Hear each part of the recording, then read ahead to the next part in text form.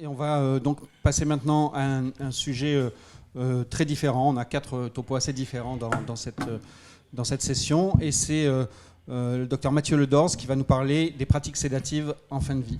Mathieu, c'est à toi. Merci. Donc en effet, je vais essayer d'aborder ce sujet qui est un sujet difficile, et on va voir qu'il est difficile principalement parce que c'est difficile de définir exactement de quoi on parle. Donc je suis reparti de la définition qui est la définition un peu consensuelle actuelle, qui est la définition de la Société européenne de soins palliatifs, et on va essayer d'aborder les différents éléments de cette définition. C'est l'utilisation surveillée de médicaments dans l'intention d'induire un état de conscience diminué ou absent, dans le but de soulager la charge d'une souffrance réfractaire, et ce, de manière éthiquement acceptable par le patient, sa famille et ses soignants.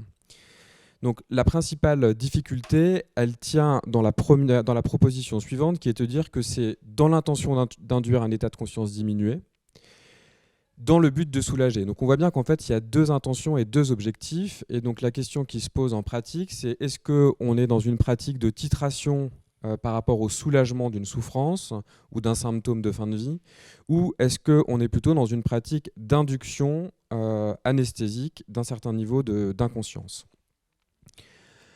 La deuxième difficulté, elle est dans la proposition de la définition suivante, qui est soulager la charge d'une souffrance réfractaire. Alors une souffrance réfractaire, pour les médecins de soins palliatifs, j'ai repris les définitions qu'ils utilisent, il y a trois critères en fait pour avoir une souffrance réfractaire. C'est que déjà les moyens thérapeutiques ont été mis en place et n'ont pas suffi, ou que les effets indésirables de ces traitements sont inacceptables, ou que le temps de soulager le patient, c'est un délai qui n'est pas acceptable non plus. Dans ce cas-là, on parle de souffrance réfractaire. De quoi on parle quand on parle de souffrance réfractaire? Alors pour les patients plutôt de salle et de soins palliatifs, on voit que les premiers symptômes qui sont décrits dans la littérature, et ça c'est à peu près partout pareil, c'est le délirium qui vient très largement en premier. Donc des états d'agitation en fin de vie, dans les dernières heures de vie, les problématiques respiratoires, la détresse psychologique, puis la douleur et les vomissements. En réanimation, en anesthésie-réanimation, est-ce que c'est différent? C'est un petit peu différent. On a peu de données dans la littérature. Là, j'ai repris une étude, c'est pas la bonne référence d'ailleurs, mais c'est l'étude de René Robert qui est parue dans ICM en 2020, où il a repris, c'était une étude initialement qui comparait les extubations terminales aux ventilations terminales chez des patients chez qui une décision d'arrêt thérapeutique avait été prise.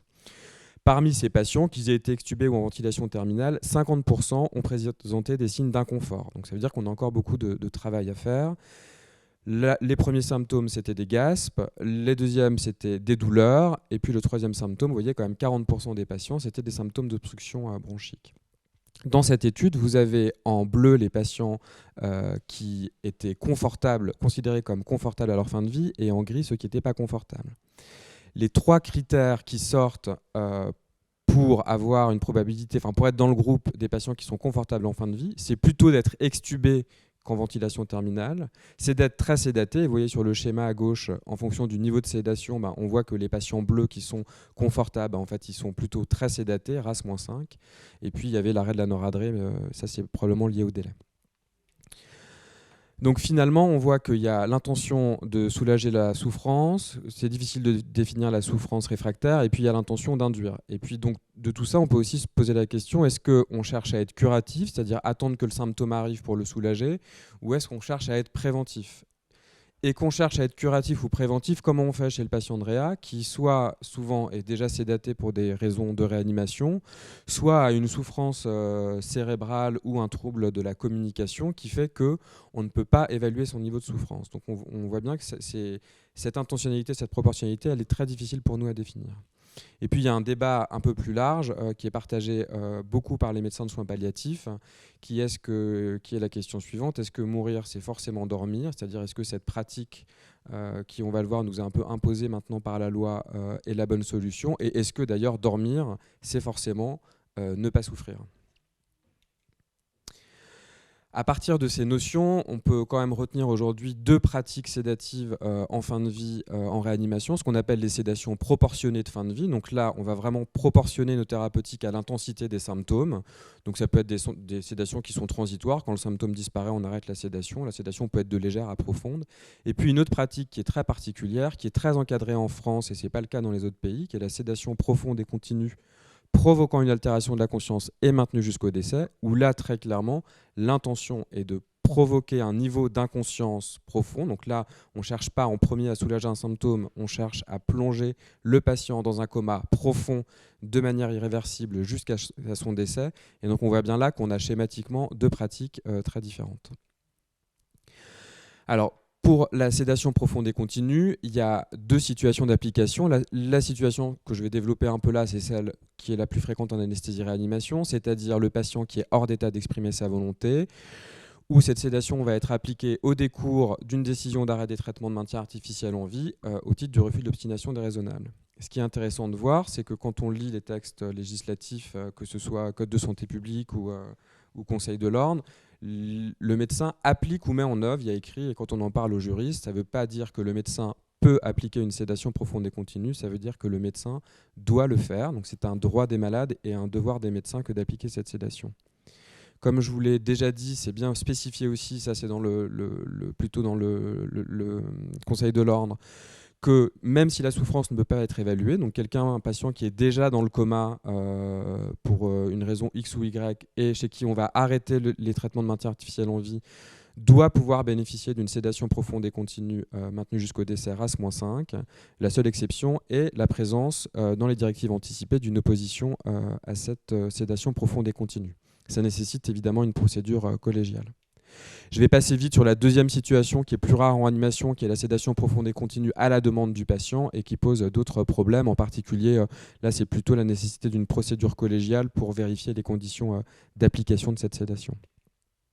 Ce qui va nous poser, nous, problème dans l'intentionnalité, là, sur la sédation profonde et continue, c'est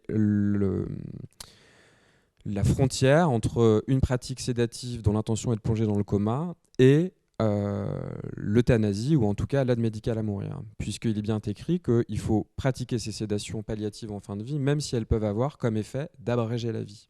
Et on voit bien, par exemple, dans l'étude de René Robert, encore une fois, sur l'extubation ou la ventilation terminale, que quand on est la courbe grise, quand on est confortable, on l'a vu, quand on est confortable, c'est aussi parce qu'on est plus sédaté, on meurt plus vite.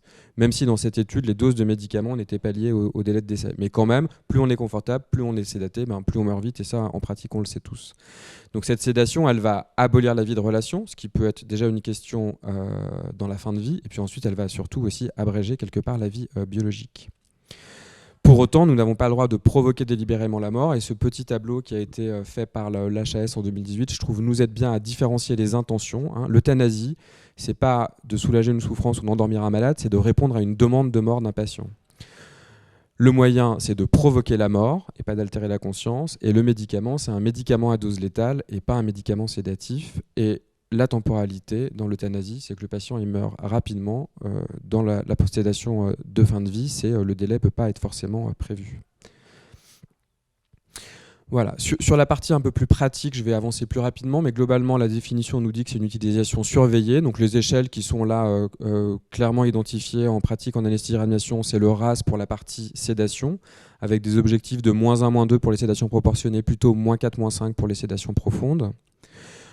Une échelle que je trouve intéressante, qui est une échelle sur la détresse respiratoire, RDOS, qui peut être utilisée en pratique, et puis une échelle de douleur, qui est l'échelle BPS. Les médicaments, pas grand-chose, si ce n'est de dire que quand le malade a déjà les objectifs, on laisse les médicaments qu'on a mis en place. Et quand le malade n'est pas encore sédaté, le midazolam reste, au vu de la littérature de médecine palliative, le médicament de première intention. Le Largactil et le Nosinant, plutôt recommandé là aussi par les médecins de soins palliatifs en deuxième intention. Et puis ce qui pourrait plus nous intéresser, nous, c'est la kétamine, le propofol. L'analgésie est évidemment systématiquement associée et il n'y a absolument aucune place pour les curares dans ces pratiques médicamenteuses de fin de vie. La spécificité de la réanimation, c'est qu'on a la chance d'avoir les conditions organisationnelles pour le faire. On a accès aux médicaments, les équipes sont expérimentées dans la pratique de la sédation.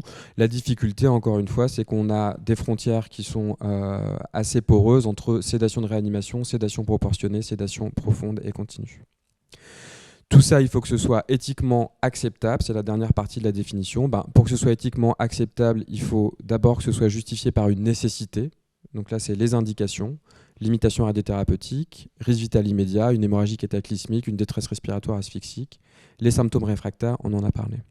La deuxième chose, c'est qu'il faut que ce soit acceptable éthiquement pour le patient, donc bien se souvenir que c'est un droit du malade et un devoir du médecin, et que le consentement passe là en pratique surtout par la recherche de directives anticipées, comme quoi le patient aurait pu s'opposer à ce type de pratique.